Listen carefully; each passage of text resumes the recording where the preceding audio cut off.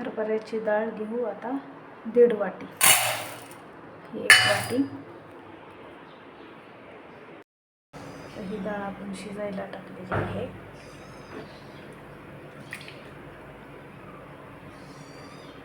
मी पहिल्यापासून हळद वगैरे न घालता शिजवायला टाकते. तुम्ही कशा पद्धतीने शिजायला टाकता ते मला कमेंट बॉक्समध्ये नक्की सांगा.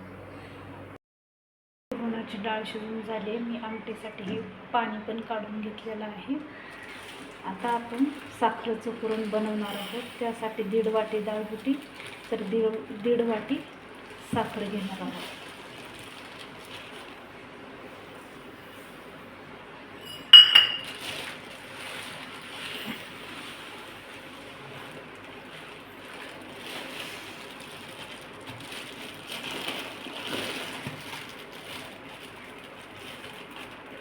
दीड वाटी साखर घेतली.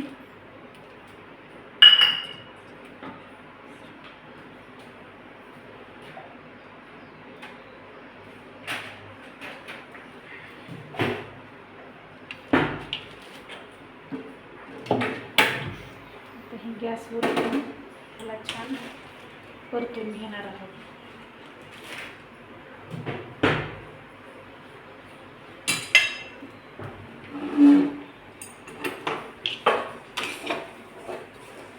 साखर मिक्स करून घेऊ. तुम्हाला वाटलं तर तुम्ही अर्धी वाटी गूळ आणि 1 वाटी साखर घेऊ शकता, किंवा 1 वाटी गूळ आणि अर्धी वाटी साखर घेऊ शकता.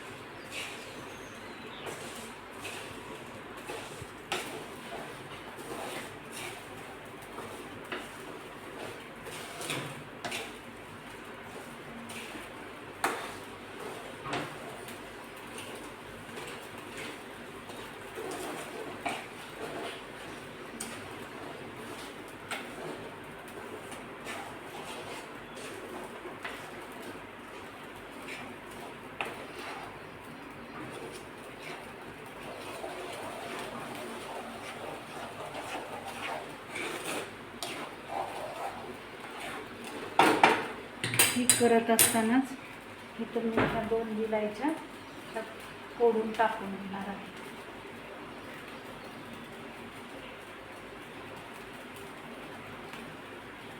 म्हणजे विलायचीने छान सुगंध येतो. विलायच्या टाकल्या.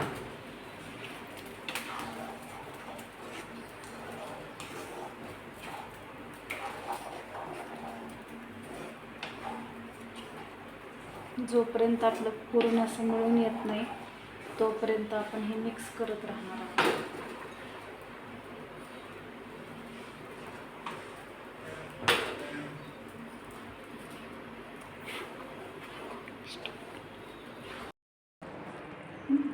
दोन मिनटं झाले. आपलं पुरण आधी खूप जास्त पातळ होतं, आता त्याला घट्टसरपणा यायला लागलेला आहे.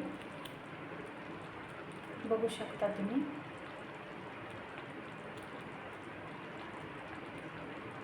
मी गॅस इथं बारीक ठेवलेला आहे.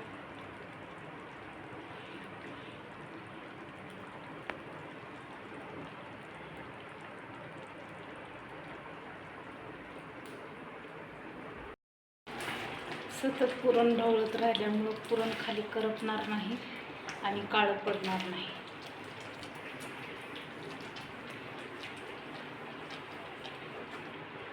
बघा, आपल्या पुरणचा कलर पण चेंज होत आला आहे.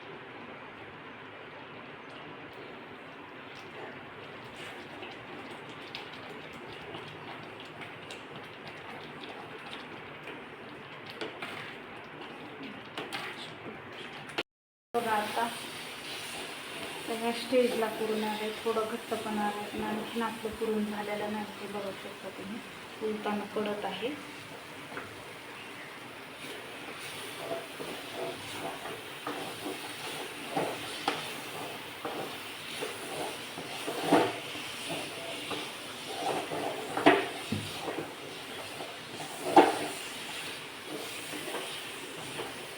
पुरण व्हायला लागलं की ऑटोमॅटिकली जड होत जातं उलटानं फिरवताना.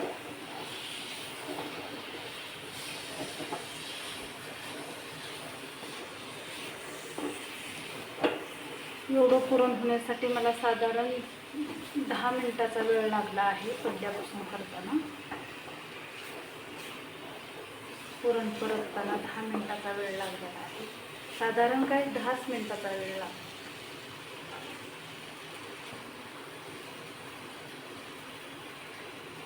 तरी आता पण नाही झालेला आपलं.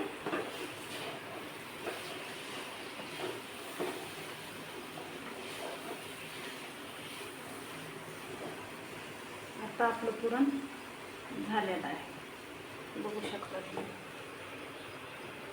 आता आपलं उलताना स्ट्रेट उभं राहते म्हणजे आपलं पुरण झालेलं आहे.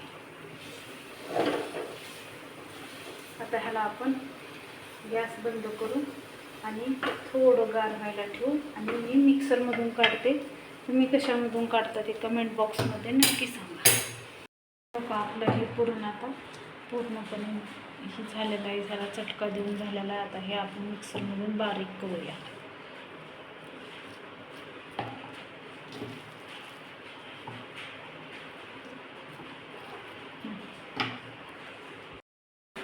आपलं पुरण इथं तयार झालेलं आहे. हे मिक्सरमधून बारीक करून घेतलेलं आहे. चला आता पोळ्या करायला घेऊ.